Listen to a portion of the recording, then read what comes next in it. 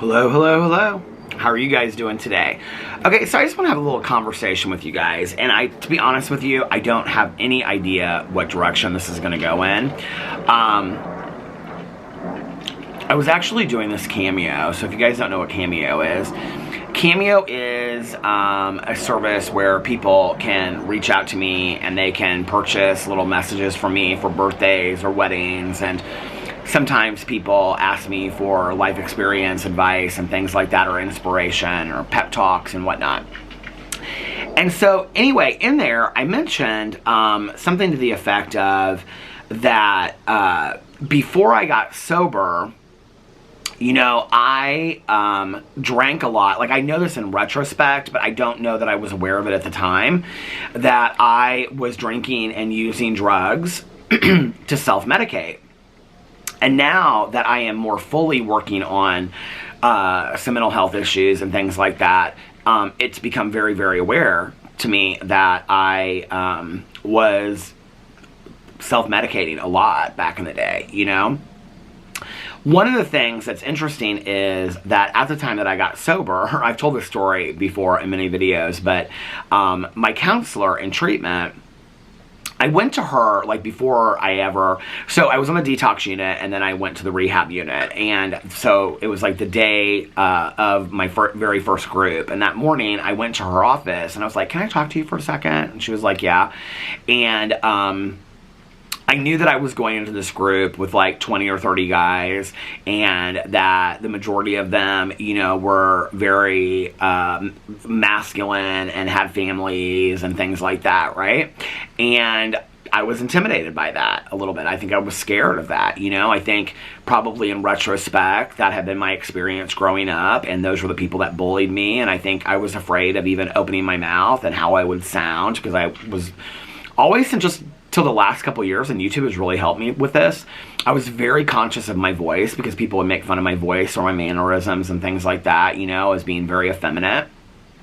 And so I think I was scared to go into that group and share openly and, you know, move around and use my hands and whatever, that people would make fun of me. So I went to her office, and I said, it's funny in retrospect to me, it's probably not really that funny of a situation, but I said to her, I said, hey, can I talk to you about something? She was like, yeah, sure. And it's so interesting, you know, she's been a friend of mine for my entire life, and we ended up working together later, and she's just, you know, every year on my sobriety day, I reach out to her and I thank her, because she was so challenging of me, and if she hadn't been challenging of me, I wouldn't be here today, you know? And I'm so grateful for that. And so I said to her, I said, you know, I'm gay, and she was like, okay. And she could care less, you know? And the thing that I was gonna say was funny is that at the time, you know, I was 22 and a half, and she was probably, I think she just gotten her master's degree. She was probably like 26. So she was only like, yeah, I know she's like 4 years older than me. But at that time, I saw her as like 10 or 15 years older than me. I don't know why. You know, I saw her as this very wise person, you know? So anyway, I said to her, so I'm gay, and but I'm totally fine with it, and we don't need to talk about it in therapy, because I was afraid that she was going to bring it up and say, I think we should talk about you being gay, you know?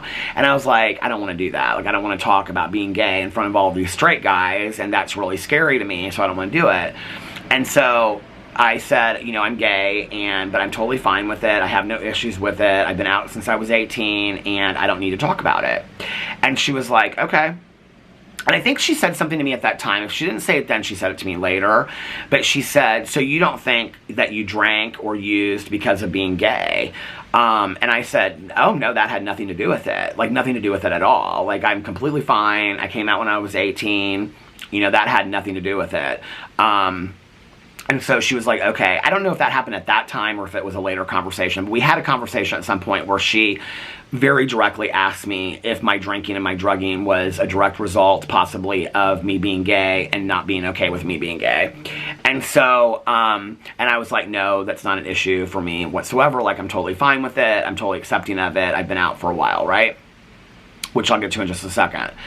So anyway, we went to group that day, and we went around, and we, you know, the new people had to introduce themselves, and so I introduced myself, and she said, And just so you guys know, like, I think about this back, like, this would probably not fly today, but in retrospect, I just was like, I mean, it's kind of a funny joke between she and I today, but she said, okay, and just so you guys know, Peter's gay, but we're not going to talk about it in here. I think she said something to me at the time, like, you don't think that people might assume that you're gay? And I was like, oh no, I don't think that they'll know that I'm gay. But anyway, so I said to her, so she said in group that day, and nobody really said anything. I mean, I have to be honest with you. The guys that I was in treatment with, who the majority of, were not similar to me in any way whatsoever, were so kind and nice. I mean, I had like 2 guys that I had bad experiences with in treatment. One was my roommate in detox, and the other one was my roommate in my rehab unit. And the guy on detox, I don't even think he ever came to the rehab unit. And my roommate in my rehab unit ended up getting kicked out for smoking in the room. And so other than that, like, all the guys were so nice to me and like would have me sit at their tables to eat when their families came and stuff. They were just really, really nice to me. And but she said that first day in group, she said, okay, she was like, just so you know, Peter's gay, but we're not going to talk about it. Like, he doesn't need to talk about it. I was like, okay, damn, So anyway, years later, I think what I realized was that I very much did drink and use drugs because of this this uncomfortable feeling about being gay that I had. I hear these terms of like self-hatred of being gay or internal homophobia. I don't know that I ever experienced that. I don't really, those words, when people say certain words, they just don't feel right to your experience. Like, internalized homophobia does not feel right to me. Like, I didn't hate myself because I was gay. I don't feel like I had internalized homophobia. What I felt like was that I was made fun of and bullied for 10 to 12 years in high school, every single day almost, right? If not every day, every other day. But I was made fun of, threatened, harassed every single day almost, every other day. And my life was a living hell as a result of it. And I know that when I came out and all of a sudden, I was in a gay bar and I was drunk and I could be whoever I wanted to be and I could dance and I could, kiss guys and hit on guys and get the attention that I wanted, and I didn't have to be ashamed of that and I didn't have to be afraid of that anymore, right? Or I could go on dates with guys, or, I can remember the very first time I went to Boys Town in Chicago, which is an entirely gay area, and walk down the street holding somebody's hand and not be embarrassed and not be ashamed of that. Like, that feeling for me was overwhelming almost. Like, I didn't even really know what to do with it. And so I don't know that I necessarily ever felt like internalized homophobia or self-hatred for being gay. What I hated was that because I was gay, all of these people made my life a living hell. And I think that when I came out, I've said this in a lot of videos on my vlog and things like that, where I felt like those guys that would say, oh, you're gay, or you're this, or whatever, right? Like, they really stole my story. They stole my journey to some degree, that I was not able to come out on my own terms. I was not able to, have my own journey with it and things like that, right?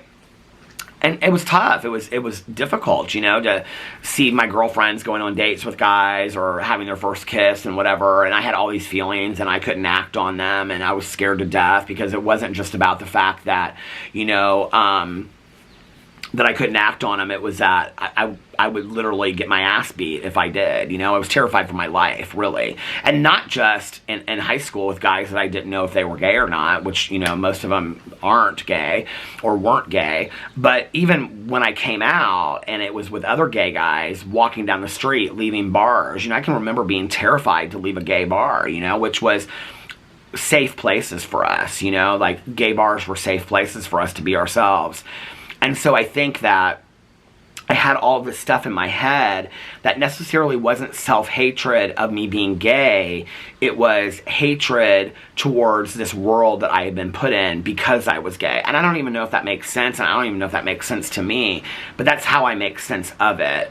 was that I was so angry, I think, that when I drank and I used drugs, that it took all that away. It minimized that, right? And so I could go to a bar and I could have, 5 or 6 Jack and Cokes, with a shot of Jack and beer and all this. I could be completely lit. And all of that left my head. I didn't care, right? Like, I didn't care about the last 12 years.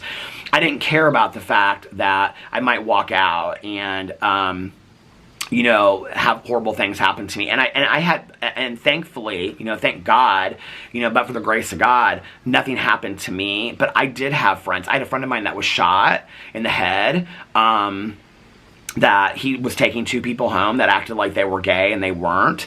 And they took him out of his car and they curb stomped him and they shot him in the head. I had another friend of mine that was a lesbian that was bashed and beat up right down the street, and there were police officers, because in Indianapolis at that time there were, and I think still to this day, there was a lot of police officers.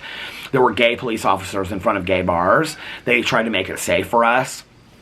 And so, I had that happen. I had friends of mine that were harassed and beat up at Pride Day and things like that. I've seen it. I've witnessed it. I had trans friends of mine that were put in very dangerous situations and almost died, and very, very scary situations. And so I think that, like, drinking and drugging took away that fear. It took away that anger, and it kind of muted all of those feelings that I had of inadequacy. I think maybe that's the appropriate word, that I felt inadequate as a gay man, and I think, like, to some degree, I was talking to somebody about this the other day. We were talking about the idea of, like, whenever, Pride Day comes out and people are like, well, I'm going to have straight day and we're going to have straight Pride Day and, and then we're going to have a straight Pride parade. Well, go have it.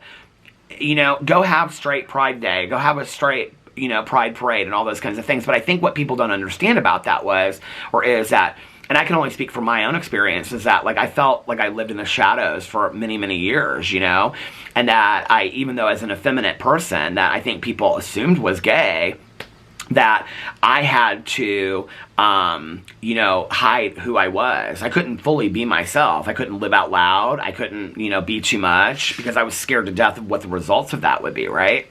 And so when I finally came out of that and those inadequacies, when I got sober, right? And I think that's why a lot of gay men do turn to drugs and alcohol, because it allows them to be promiscuous. It allows them to feel comfortable in their own skin. It allows them to be fully who they want to be, and they don't have those religious feelings that they've been indoctrinated with, or those family feelings that they've been indoctrinated with, or the bullying that they've had to grow up with. That all goes away when you drink and you use, right? Like, all of that is just kind of lost, and you can just, like, be yourself in this zone, right? And I think that's a lot of what I did. And then when I got sober and all that went away, like, I can remember, like, in early sobriety, like, I did not know how to be, like, we don't talk about this, and I know this is probably too much information, but I was very uncomfortable being intimate with somebody, even just kissing somebody. Like, I didn't really know how to do that. And what I realized was I hadn't really kissed anybody or been intimate in a very long time when I wasn't drunk, or at least that relationship had been initiated by being drunk or using drugs, right?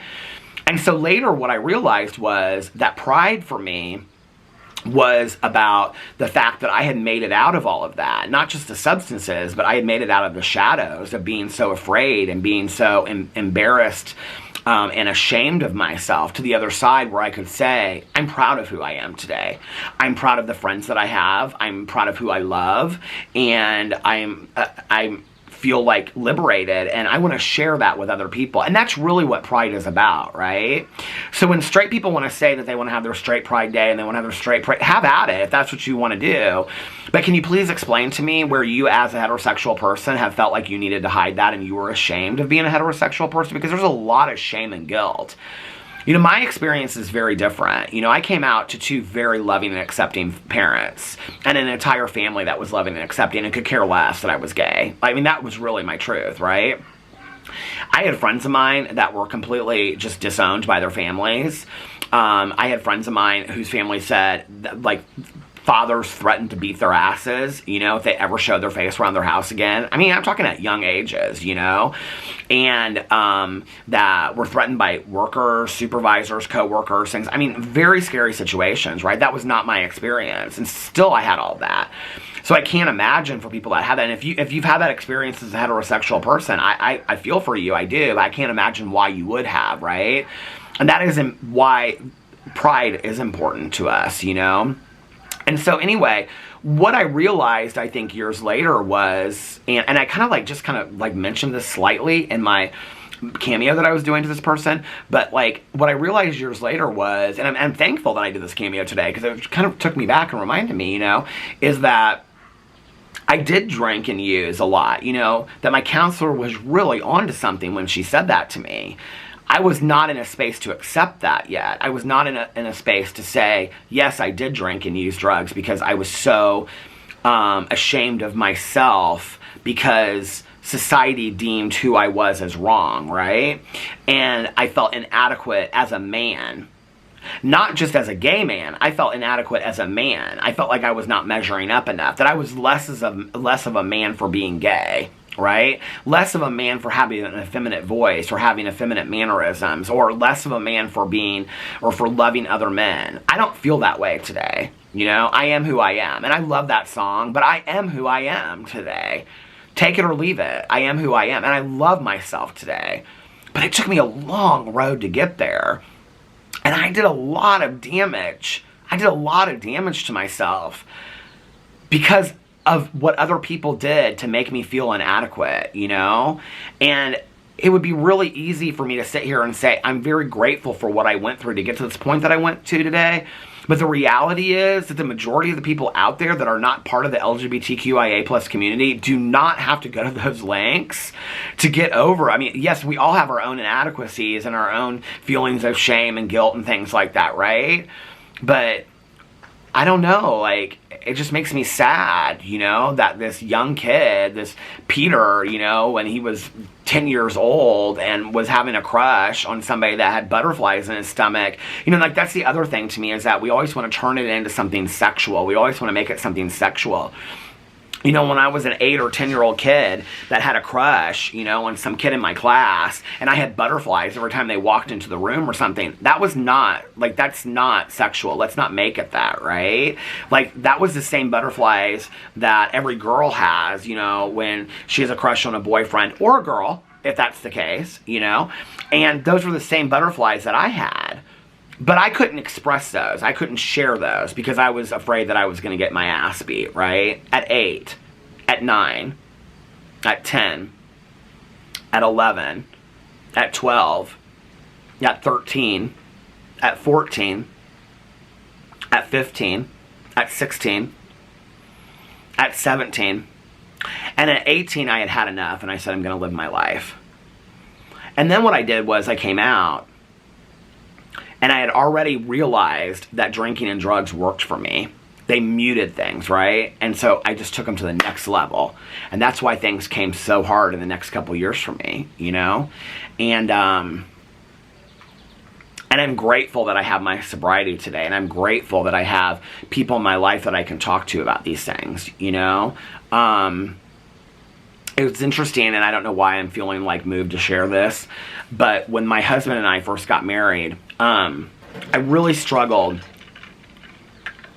introducing my husband to other, this will probably surprise people, but I really struggled introducing my husband to people as my husband. He didn't have any problem doing that whatsoever, right? And I had been out a lot longer than him, but I really struggled introducing my husband to people as my husband. And he didn't really understand that. He didn't get that, you know? And what I know is that it was my compulsion to make other people feel comfortable. That if I said this was my boyfriend, like, that was easier to grasp. But at that time that we got married, 12 years ago next week, people weren't that comfortable with that idea yet, you know? It wasn't legalized in our country. And it was a big fight. People weren't comfortable with it.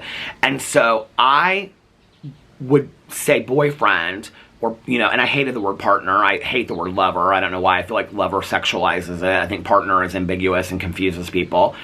But I wouldn't want to say husband and use the words you want to use. I'm just saying personally what I feel about this. But I didn't want to say husband because I didn't want to make other people feel uncomfortable. And that had been what I had been doing my entire life. You know, in high school, in middle school, in junior high, elementary school, you know, all of that. I had been working so hard to not make other people feel uncomfortable so that their level of being uncomfortable would then affect me greatly, right? And then how did Peter deal with that? Peter dealt with that, as I'm talking about myself in third person, I dealt with that by drinking and drugging and damaging myself. And it was this sick cycle. And I'm so thankful that I'm out of it today, you know? But I think it's important for me to acknowledge that and look at that, because I wasn't ready for many, many years to say that I drank and I drugged because I was gay. And the reality is, I did. You know, I did. I did. And I wish that I had had healthier outlets to deal with that at that time. I remember in high school, I saw many different therapists, but I remember this woman that I saw. I've shared the story on here, but I'll just make the short version of it. Our sessions were rather boring, and we would talk about things that she was interested in and stuff like that, but she was a good therapist, I think. And the last time that I ever saw her, as I was walking out the door, she said, and I was probably about 16 at the time, she said, I think next week we'll talk about your sexuality. And I was like, and so I walked out of her office, took the elevator downstairs. My dad was waiting to pick me up, and I got in his car. Maybe I was 15, I think. And I got in his car, and he said, so how did it go? And I said, and I had seen her for about 2 years, and I said, I'm never going back to her again. She's a waste of money. All she ever wants to do is talk about archaeology and all this other kind of stuff, right? And I never went back to her again. My parents, like, they would say I had to see somebody, but they wouldn't force me on who I had to see. So years later, when I came out, right, and I was telling my dad that story, he said, I always knew something happened that day. He goes, I always had this feeling that, like, something happened that day, but I didn't know what it was, right? And I wonder what would have happened. I feel like I missed out on so much. I wonder what would have happened, you know, if I had gone back that next week and I had talked to her about it, honestly, and shared how I felt with somebody that was willing to bring it up, you know, and not judge me.